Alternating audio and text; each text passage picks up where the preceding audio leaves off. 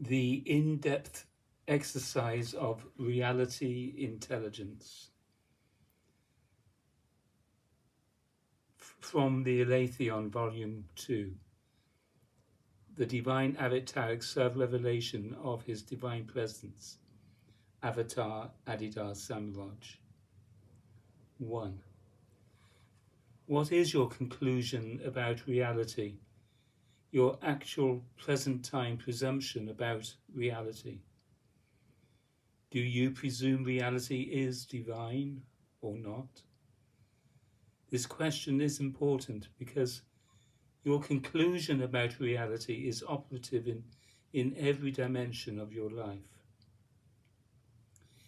If, on the one hand, you have examined the matter and your considered conclusion about reality is that reality is divine, then that conclusion will determine one manner of living,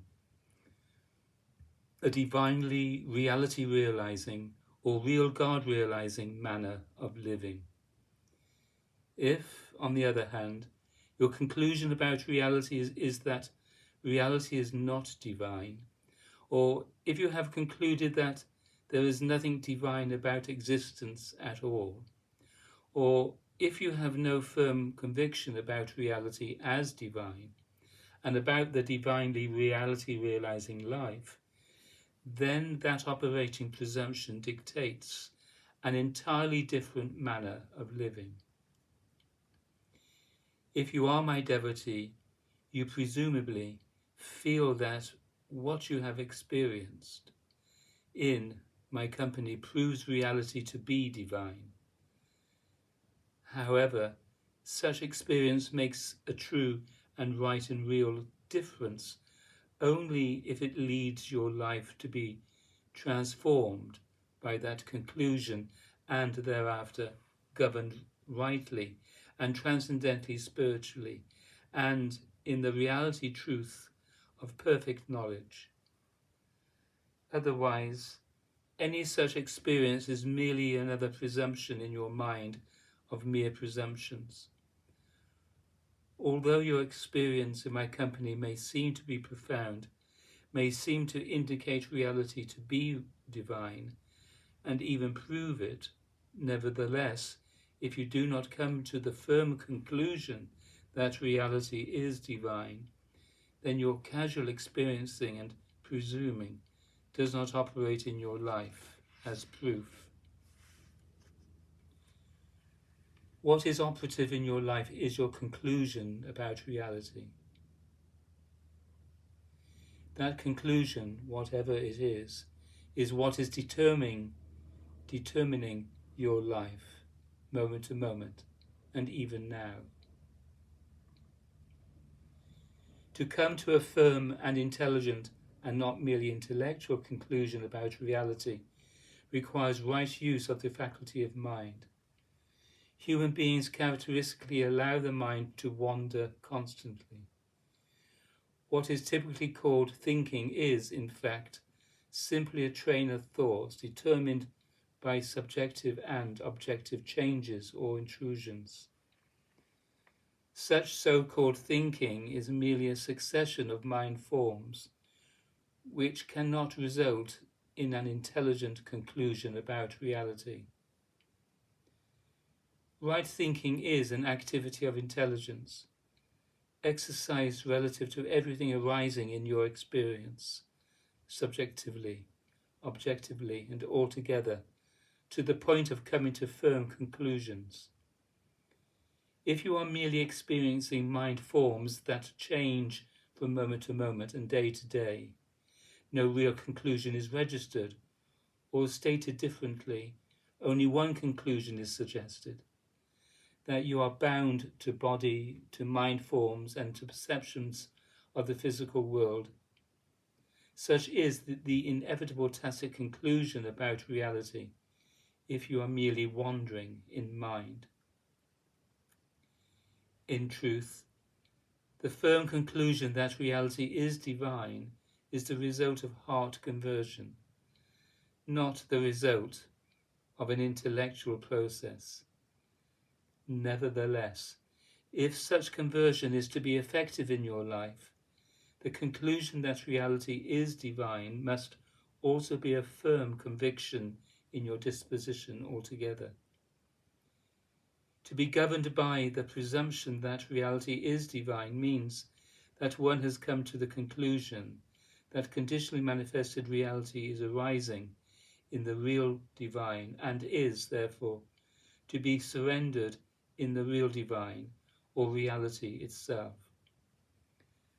On the basis of this conclusion, life is understood to be about real God realization and not about conditions in and of themselves. The force of intelligence is at the root of mere thinking, random thoughts, and mind forms. If the mind is used with clarity, or, in other words, with deeply aware intelligence, then there is a conviction about reality that intensely and intensively relates to mere mind forms and constantly disciplines them. The apparent or daily ordinary egoic individual has no depth, no firmness, no stand, no conclusion, no realization. The apparent or daily ordinary egoic individual is a variable appearance, like a bush in the garden, changing with the seasons, a natural form going through changes. Thus, you are not always the intelligent you, but you take on many and always changing forms. You are variously different kinds of yous, different forms of the I.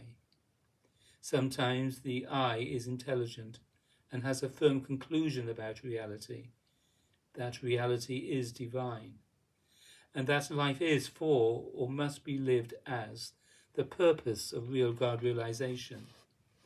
Then there are other times when the I relinquishes the function of true discriminative intelligence and, as a result, identifies with the wandering changes or the lower or merely superficial aspects of the personality, the physical or gross vital dimension, the dimension of gross natural energy, or the relative or the reactive and otherwise passive emotional dimension, and the lower psychic or mental dimension, which is a casual flow of changing mind forms, depending on what is superficially going on inside and outside.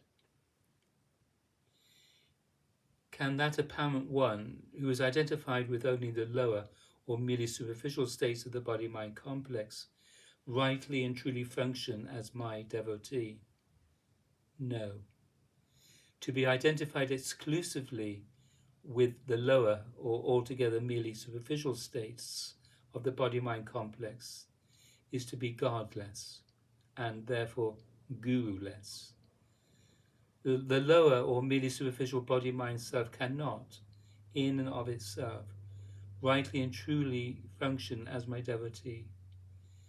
Only the deeply hearted being, the reality intelligent being, can rightly and truly function as my devotee.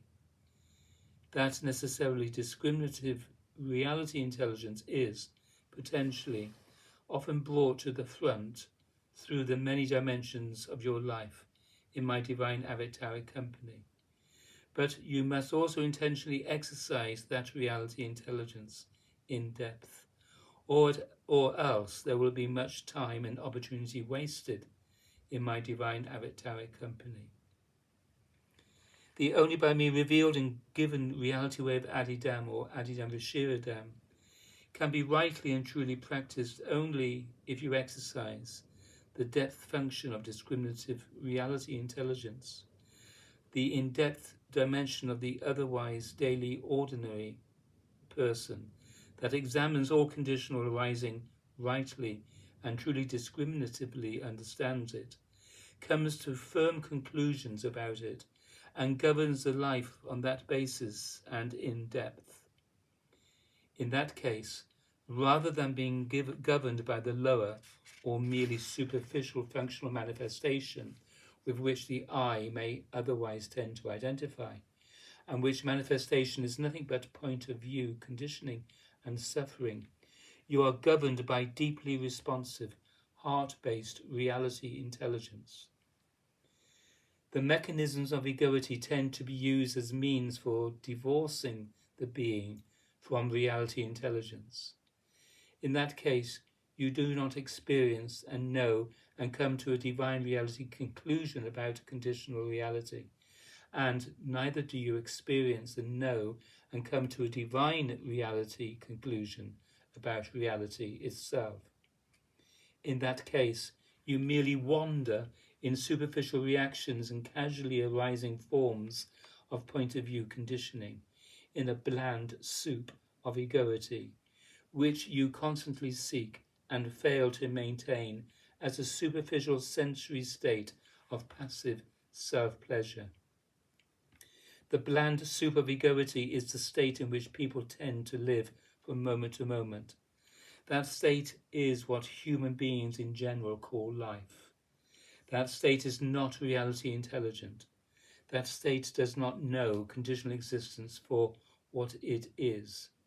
That state does not know reality itself as divine, and it does not turn to the divine as reality itself. The egoic self merely sits by the pond in a constant state of oblivious ego possession, as if it were sensory immortal, living forever as a superficial current of bodily, emotional, and mental self-pleasure. As soon as either the non-conditional reality or the conditional reality intervenes, there is shock and bewilderment and not knowing what to do. Such is the superficial state in which people generally exist, and this is the state that must be transcended. However, the psychophysically perpetuated ego state can be transcended only if the habit of dramatizing or habitually enacting egoity is broken, and at the root of what is required to break the habit of egoity is the in-depth exercise of reality intelligence. By means of the in-depth exercise of reality intelligence, one becomes divinely reality-oriented in disposition, in action, and altogether in depth or profoundly. By exercising the in-depth capability of reality intelligence, one does come to a firm conclusion about reality, a conclusion that accepts the nature of conditional reality, but a conclusion that also accepts and embraces reality as divine, and the divine as the intrinsically egoless, perfectly indivisible, perfectly accausal, and self-evidently divine self-nature, self-condition, and self-state that is reality itself.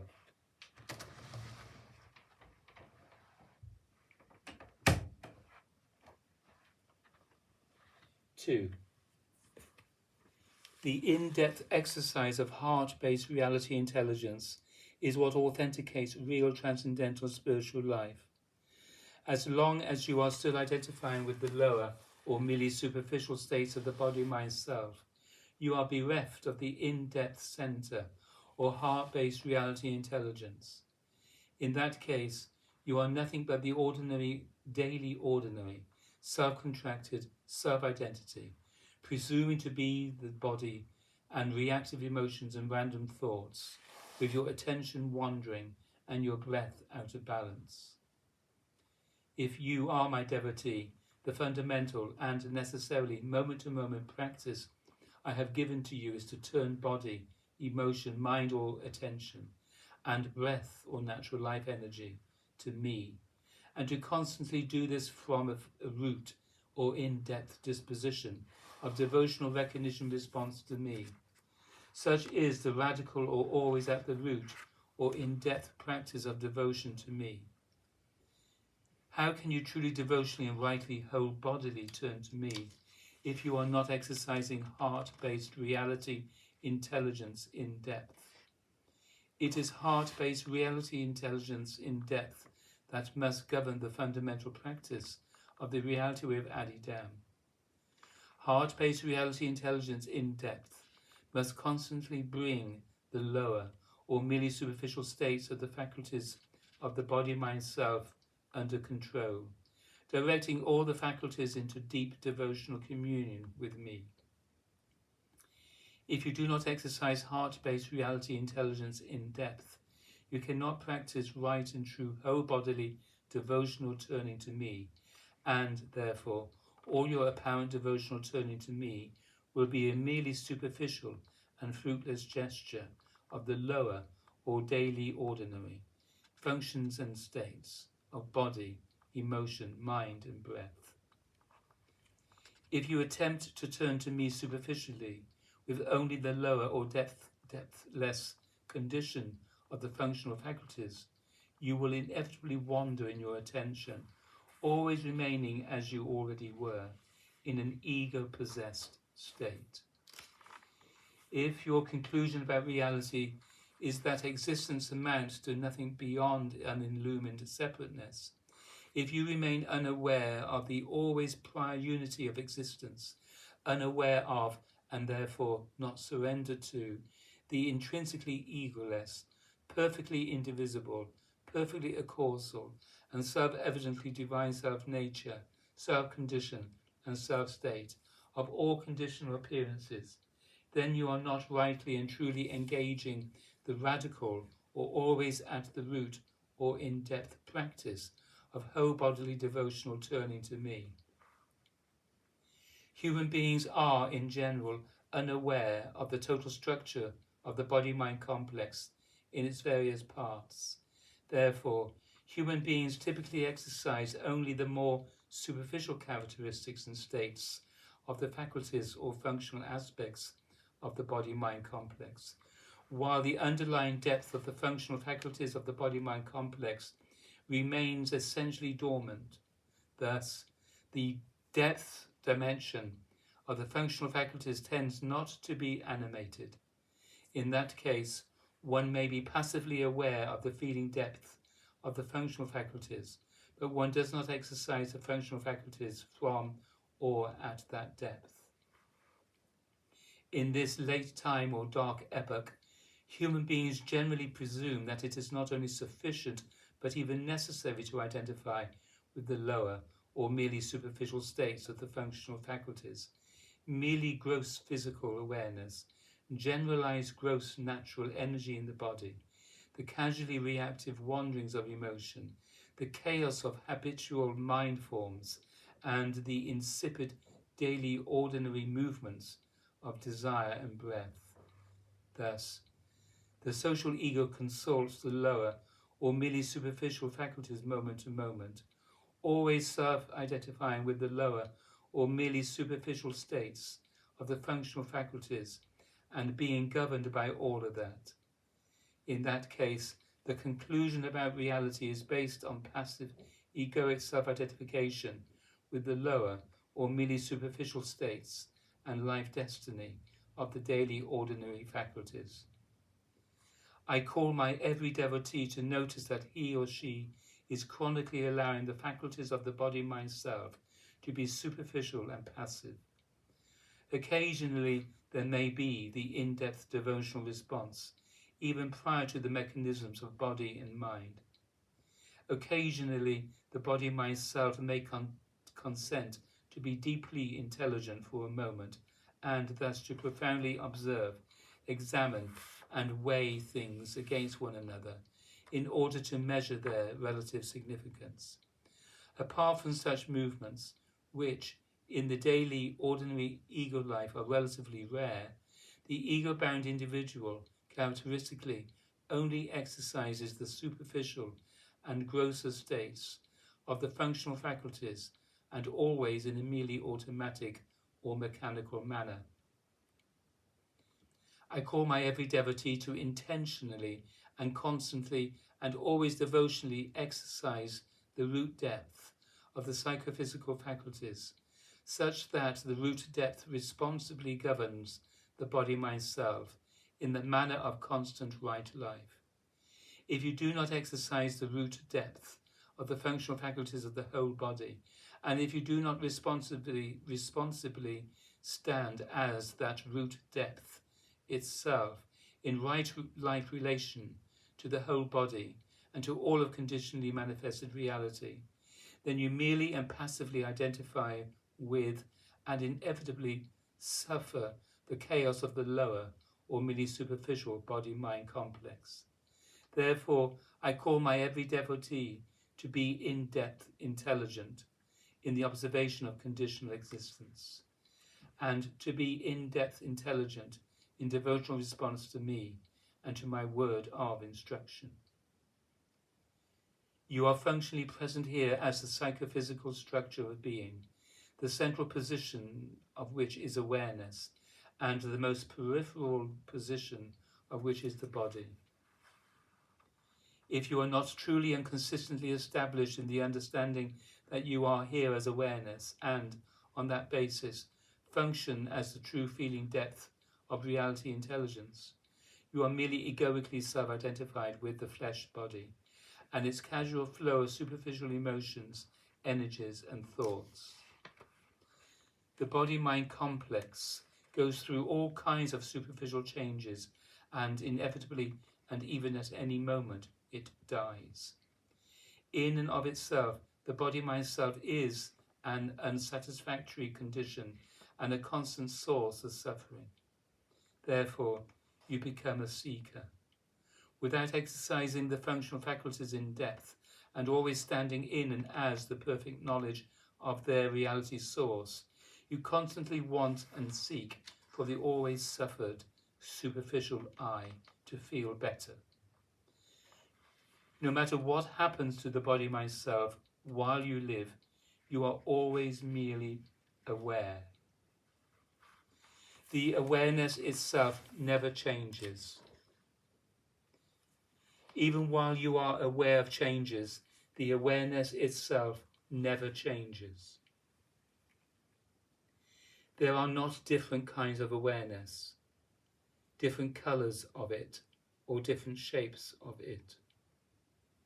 Awareness is simply and only awareness itself. What awareness itself is must be self-realized, but the fact of it and the reality nature of it is constant and self-evident. No matter what happens in the body-mind complex, awareness is merely and simply aware of the process of the body-mind complex, and awareness itself is never affected by change. Awareness itself does not go through changes. Awareness merely and simply observes changes. Awareness itself is the in-depth mere witness. If you are not reality intelligent in the moments of change, then every time there is a change, you identify with the change. I am that change, then, you might think and say. When the body is suffering, you think and say, I am suffering. When reactive emotion arises, you think and say, I am angry, I am sorrowful, I am afraid. That which, in and as reality itself, never changes, is, in its superficial, daily, ordinary state, constantly presuming itself to be changed and to be a change. In this moment, it is painful. In the next moment, it feels good.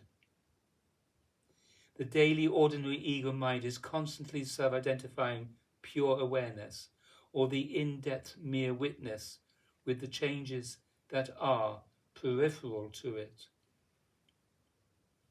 If you inspect awareness itself, if you enter into it most profoundly, you will clearly see that awareness itself does not change, but it is simply and only the in-depth mere witness of changes. Until awareness self abides as the mere witness, even in the context of apparent changes, it presumes itself to be the changes themselves. All of the arising of conditionally apparent experience is nothing but an apparent modification of the intrinsic self-radiance of consciousness itself, the in-depth mere witness of all and all. The in-depth mere witness, or the egoless indivisible self-state of the intrinsic conscious light of reality itself, is what must be perfectly known, or perfectly self-realized, even to the most perfect degree of divinely self-outshining all and all. Therefore, such perfect realization, the experiential context of apparent non-realization, must be always and constantly transcended right now, in the every present situation. Reality intelligent awareness is the moment-to-moment responsibility for transcending moment-to-moment change. If you do not want to suffer, you must stop doing suffering. Do not merely egoically self-identify with the flow of suffering. Do not casually go with the flow and then expect some magical help to get you out of your self-made ego destiny. Your suffering is always something you are doing. Yes, there are mere world conditions and natural conditions that are limited, changing, and passing, but your egoic self-identification with all of that is what you identify as your suffering. Always do otherwise than what merely seems. Always function in depth from the heart, reality intelligently. Always practice whole-bodily in-depth and never superficial devotional turning to me. In right and true in-depth or radical or always at the root devotional turning to me, your own action that is your suffering, your egoic self-identification with what is passing, is always priorly transcended. Radical devotion to me is reality intelligent devotional self-surrender to me, in-depth devotional communion with me, devotional turning of the functional faculties at and from their root depth to me as I am. You can intrinsically and always be deeply, reality intelligently aware of whatever is arising in any moment. You can intrinsically and always practice whole bodily devotional turning to me in depth. Intrinsically reality intelligent awareness itself is always already entirely and deeply free to do this.